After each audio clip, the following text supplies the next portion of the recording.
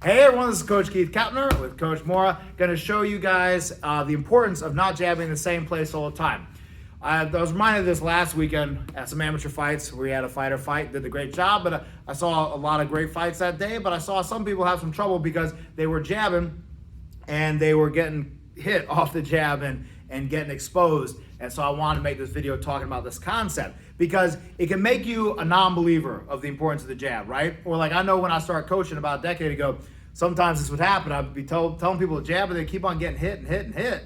And I'm like, man, what's going on here? But there's some different ways you can approach this situation to help overcome it. So if you always jab in that same spot all the time, it makes the opponent have an easy time to counter. So I jab in that same spot, they're here, they can catch it easy, they can counter, boom, slip it, yep, take me on that side, take me on that side, boom, either side. They can do whatever they want with me almost because I'm always going for the same exact level, the same exact spot, move your head side to side, here, and right, almost anyone can do that.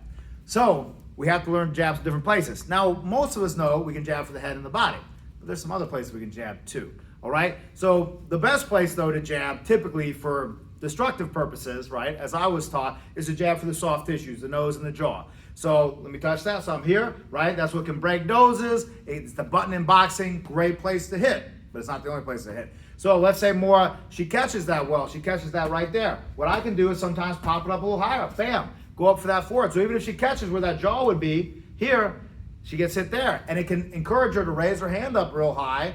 So she raises her hand up real high, and it does blind her and puts her in spots where I can take different shots. Now, also, me jabbing up high, let me touch her forehead, jabbing up high, can encourage her to go a little bit low. So she goes a little bit low, yep, going under, and then that can set me up for things down here, or just put her in a position that I want her in, maybe for the uppercut or what have you in control.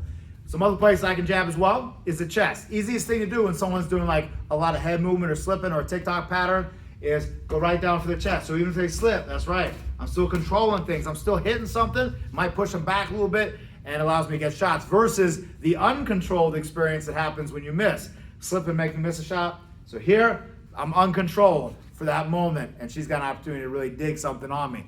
Now, I could also shoot the shoulder, hit that left arm low. So here, she's here, trying to be slick, and I could not even worry about jabbing her face. I just go right for this shoulder here, and then I can set up other things off of that. And also what's funny about this, along with the chest, the shoulder, the chest, and even the hands, it can frankly put somebody in a position where they think like, they're not even trying to hit me. Because in their brain, they're like, well, I'm not doing anything, I'm not getting hit. And they're throwing punches, and it kind of makes them fall asleep for when you actually do play something for where you want it to go, which would be a connecting point.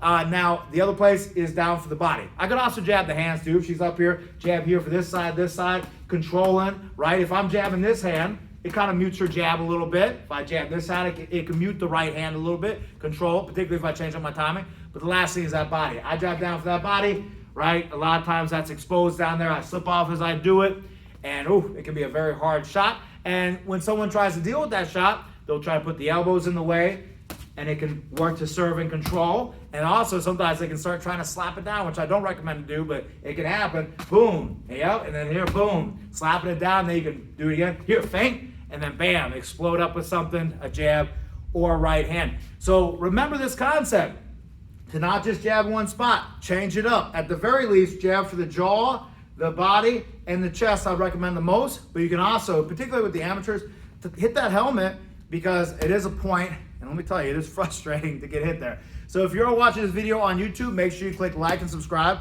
If you're watching on Facebook, click like and share. If you're watching on Instagram, give us that heart.